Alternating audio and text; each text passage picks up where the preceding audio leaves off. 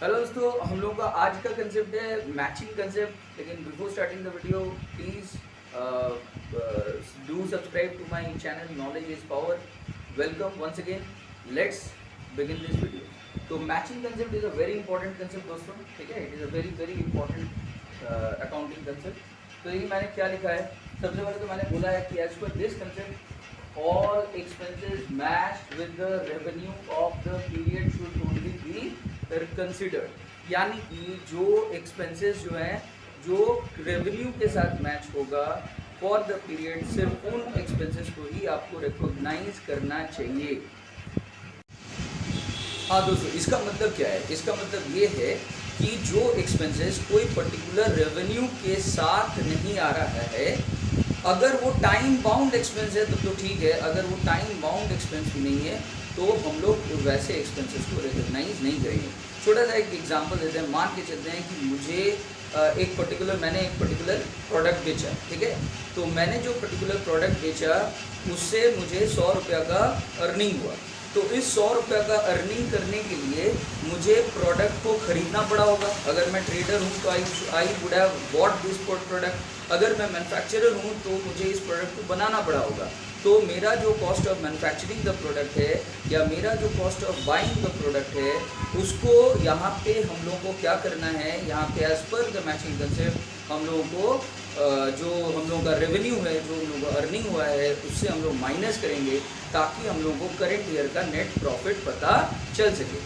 बात समझ में आ रहा है? तो what is the matching concept? Matching concept once again एक बार डिस्कस कर लेते हैं। Matching concept as per this concept all expenses matched with the revenue of the period should only be considered. यानी कि जो एक्सपेंसेस रेवेन्यू के साथ मैच हो चुका है सिर्फ उसको कंसिडर किया जाएगा। If in the financial statement any revenue is recognised, अगर कोई भी रेवेन्यू को हम लोग रिकॉग्नाइज करते हैं, then the expense incurred to earn that revenue should only be recognized। तो जो expense हम लोग recognize करेंगे, जो एक्सपेंस हम लोग इनकर करेंगे उस रेवेन्यू को अर्न करने के लिए, उस रेवेन्यू को कमाने के लिए, सिर्फ उसको हम लोग यहाँ पे रिकॉग्नाइज करेंगे। जैसे कि मैंने अभी अभी आपको एग्जांपल में दिया था, ठीक है। आप कोई भी इनकम अर्न कर रहे हो, उस इनकम को अर्न करने के लिए जितना रुपया आपको खर्च करना पड़ा होगा, जितना मनी आपको स्पेंड करना पड़ा होगा, that is the expense for the earning the revenue. और उसी को हम लोग मैचिंग कंसेप्ट के अंतर्गत उसी को हम लोग रेवेन्यू के साथ माइनस करके हम लोग net profit for the period हम लोग निकालते हैं। अच्छा, नेक्स्ट पॉइंट इज, देखिए, it is based on actual concept. ये एक्चुअल कंसेप्ट के आधार पर बेस्ड है because it considers the occurrence of income and expenses, ठीक है। ये इनकम और एक्सपेंस का ऑकरेंस को कंसिडर करता है ये कंसेप्ट। इसीलिए ये कंसेप्ट जो है that is purely based upon the accrual concept. ये कंसेप्ट के बेसिस पे ही, इस कंसेप्ट मैचिंग कंसेप्ट के बेसिस पे ही हम लोग प्रीपेड, एडवांस इत्यादि आइटम्स का हम लोग एडजस्टमेंट करते हैं। क्योंकि प्रीपेड या एडवांस करंट ईयर का एक्सपेंस नहीं होता है, वो नेक्स्ट ईयर का, आने वाला नेक्स्ट ईयर का एक्सपेंस माना जाएगा। तो इसीलिए हम लोग अगर स्पेंड कर चुके हैं मनी उसके अगेंस्ट में, तो हम लोग को ऐसे आइटम्स को फाइनेंशियल स्टेटमेंट्स में एडजस्टमेंट के बाद हम लोग रिकॉग्नाइज करेंगे फॉर द पीरियड। अच्छा, इसके बाद है नेक्स्ट पॉइंट है, it ignores the actual inflow और आउटफ्लो ऑफ कैश। यानी कि ये जो कंसेप्ट है मैचिंग कंसेप्ट, वो आपका एक्चुअल इनफ्लो और आउटफ्लो ऑफ कैश को कम्प्लीटली इग्नोर करेगा। अगर आपको पैसा मिला होगा या पैसा नहीं मिला होगा, पैसा आपका ड्यू होने के बेसिस पे ही हम लोग उसको एक्सपेंस को रिकॉग्नाइज कर लेंगे। चाहे उसके लिए आपको पैसा मिला होगा या नहीं मिला होगा, आपने स्पेंड किया होगा पैसा या आपने स्पेंड नहीं किया होगा, ये सब चीज़ों से कोई मतलब नहीं है। हम लोग प्योरली एक्चुअल कंसेप्ट के आधार पे मैचिंग कंसेप्ट को फॉलो करते हैं, यानी कि हम लोग एक्सपेंसेस को रिकॉग्नाइज करने का काम करते हैं। अगला पॉइंट देखिए मैंने क्या लिखा है, expenses are of two types. ये जो कंसेप्ट है मैचिंग कंसेप्ट, ये बोलता है कि एक्सपेंस दो तरह के होते हैं। क्या क्या है देखिए, some expenses are directly related to the revenue. यानी कि कुछ एक्सपेंसेस ऐसे होते हैं जो डायरेक्टली आपके रेवेन्यू को रिलेट करता है, डायरेक्टली रिलेटेड टू रेवेन्यू है। जैसे कि फॉर एग्जांपल सेलिंग एक्सपेंसेस, ये एक्सपेंसेस जो है these are directly related to your sales. But some expenses are time bound. कुछ एक्सपेंसेस जो हैं वो टाइम बाउंड एक्सपेंसेस होते हैं। These expenses are recognized on accrual basis। In expenses को आपको accrual basis पे recognize करना पड़ता है। For example rent, for example salaries etcetera. देखिए जो मैंने एग्जाम्पल दिया था रेंट का, उस चीज़ को मैं थोड़ा सा एक्सप्लेन कर देता हूँ। ये जो रेंट है, आप मान लीजिए कि हम लोग एक तो फैक्ट्री को भाड़ा पे लिए, ठीक है। अब अगर हम लोग प्रोडक्शन नहीं भी करेंगे, हम लोग अगर सेलिंग नहीं भी करेंगे, एक पैसे का भी सेलिंग नहीं होगा, तब भी हम लोगों को फैक्ट्री का जो रेंट है वो हम लोगों को लैंडलॉर्ड को चुकाना पड़ेगा। तो इसका मतलब ये जो एक्सपेंस है इसका रेवेन्यू के साथ डायरेक्टली कोई संबंध नहीं है, रेवेन्यू के अर्निंग से डायरेक्टली कोई रिलेशन नहीं, इनडायरेक्ट रिलेशन है। तो जो एक्सपेंसेस इनडायरेक्टली रिलेटेड हैं, डायरेक्टली रिलेटेड नहीं है, उनको यहाँ पे टाइम बाउंड बोला जाता है। यानी कि महीना भाड़ा लगता है, महीना या साल में, ठीक है, सालाना भाड़ा लगता है। तो इस तरह के एक्सपेंसेस को हम लोग टाइम बाउंड एक्सपेंस बोलते हैं। मुझे आई होप आप लोगों को समझ में आ रहा होगा कुछ। हेलो दोस्तों, अब हम लोग एक छोटा सा एप्लीकेशन देखेंगे इस मैचिंग कंसेप्ट का, ठीक है, और देखेंगे किस तरीके से ये मैचिंग कंसेप्ट प्रैक्टिकल लाइफ में, रियल लाइफ में अप्लाई करता है। तो देखिए सबसे पहले मैंने एक यहाँ पे हेडिंग दिया example of application of matching concept. तो एग्जाम्पल क्या है, देखिए बहुत ही सिंपल सा एक एग्जाम्पल मैंने दिया है। राम बाइज क्लोथ्स, ठीक है, कितना पीसेस क्लोथ्स खरीदा, 120 पीसेस क्लोथ्स खरीदा eight the rate of 100 rupees, ठीक है, 100 रुपया करके उसने 120 पीसेस क्लोथ्स उसने परचेज किया। अब क्या होता है, अब यहाँ पे बोल रहा है क्वेश्चन में कि he sells 80 pieces at the rate of 160, 160 रुपया के रेट से उसने 80 पीसेस क्लोथ्स उसने बेच डाला।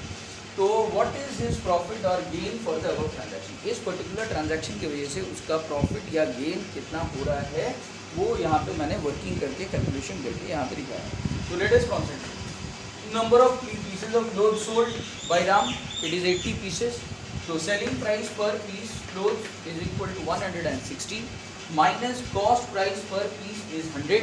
तो 160 में से अगर हम लोग 100 को माइनस करते हैं तो what is the gross profit और the gain made by Ram per piece, that is 60 rupees per piece. तो therefore total gain from the above transaction is equal to gain per piece into number of pieces sold, that is 60 into 80। तो that is equal to कितना रुपया हो रहा है, 4800 rupees का राम का net gain यहाँ पे इस पर्टिकुलर ट्रांजैक्शन में आ रहा है।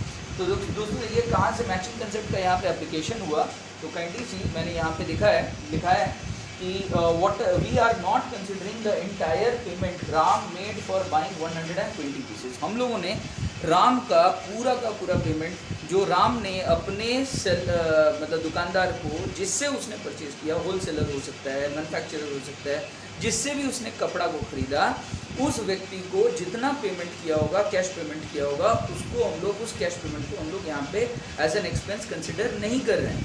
तो देखिए बिकॉज ऑफ, क्यों ऐसा नहीं कर रहे हैं, because of matching concept. Ram ने कितना खर्चा किया था, देखिए यहाँ पे मैंने लिखा this is because the entire payment that is 120 pieces into 100 rupees per piece, 100 rupees rate से उसने परचेसिंग किया था, तो दैट इज 12,000 रुपीज़, 12,000 रुपया राम ने खर्चा किया था। इट इज़ मतलब पेमेंट किया था, it is not an expense, ये लेकिन कोई एक्सपेंस नहीं है फॉर अर्निंग द रेवेन्यू, ठीक है। ये हम लोग मैचिंग कंसेप्ट हम लोगों को सिखाता है। अब देखिए यहाँ पे मैंने क्या लिखा है, वहाँ पे please kindly look at this, the remaining cost of 40 pieces of clothes which are still unsold. तो दोस्तों देखिए राम जो है वो 120 पीसेस कपड़ा खरीद चुका था और बेच पाया उसने 80 पीसेस, तो इसका मतलब 40 pieces of clothes are still unsold. ये 40 पीसेस का जो कॉस्ट प्राइस होगा that is the cost of closing stock. तो देखिए यहाँ पे the remaining cost of 40 pieces of clothes which are still unsold is closing stock. So therefore value of closing stock at cost price is equal to 40 pieces into 100 rupees per piece. So that is equal to total amount हो जा रहा है 4,000 rupees. अब expense कितना recognize हुआ for the current year? The expense for the current year is equal to 80 pieces into 100 rupees per piece. That is 8,000 rupees is your expense for the period. And revenue earned will be equals to 80 pieces into 160 rupees करके selling price, that is 12,800 rupees is your revenue earned. अब देखिए practical application देखिए matching concept का। अगर हम लोग revenue for the years से हम लोग अगर एक्सपेंसेस को माइनस कर देते हैं, दैट इज 12,800 से 8,000 को माइनस कर देते हैं, तो डिफरेंस आता है आपका 4,800. This is your gross profit. This is the same gross profit that we have already calculated in our example. Thank you दोस्तों. आइए दोस्तों, अब हम लोग ट्रेडिंग अकाउंट राम का किस तरह का बनेगा उसको काइंडली हम लोग देख लेते हैं. तो लेट अस सी. तो देखिए, ट्रेडिंग अकाउंट में डेबिट साइड में ओपनिंग स्टॉक को दिखाया जाता है, जो कि मेरे एग्जाम्पल में बिल्कुल था ही नहीं. तो देयरफॉर मैंने लिखा टू ओपनिंग स्टॉक नील. अब परचेजेज राम का कितना हुआ था? प्रीवियस एग्जाम्पल में 12,000 रुपया उसने खर्चा किया था, 12,000 का उसने पेमेंट किया था जिससे उसने माल खरीदा था जो वेंडर से. तो परचेजेज मैंने लिख दिया 12,000. सेल्स उसने कितना किया था? 12,800. प्रीवियस एग्जाम्पल से 12,800 रुपया का उसका सेल्स हुआ था. क्लोजिंग स्टॉक का कैलकुलेशन हम लोग ऑलरेडी प्रीवियस एग्जाम्पल में कर चुके हैं. तो क्लोजिंग स्टॉक का वैल्यू है 4,000.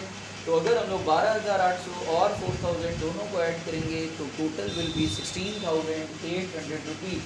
फ्रॉम 16,800 इफ़ वी डिडक्ट 12,000 तो हम लोगों का ग्रॉस प्रॉफिट यहाँ से निकल रहा है 4,800. It is the same gross profit that we have already calculated in our example. I hope आप लोगों को अच्छे से मैचिंग कंसेप्ट समझ आ गया होगा. ठीक है. कोई भी अगर आपको सवाल पूछना है तो आप लोग कमेंट सेक्शन में क्वेश्चन को रेज कर सकते हैं. मैं ज़रूर आप लोगों का सवाल का जवाब दूंगा. Okay, thank you, bye.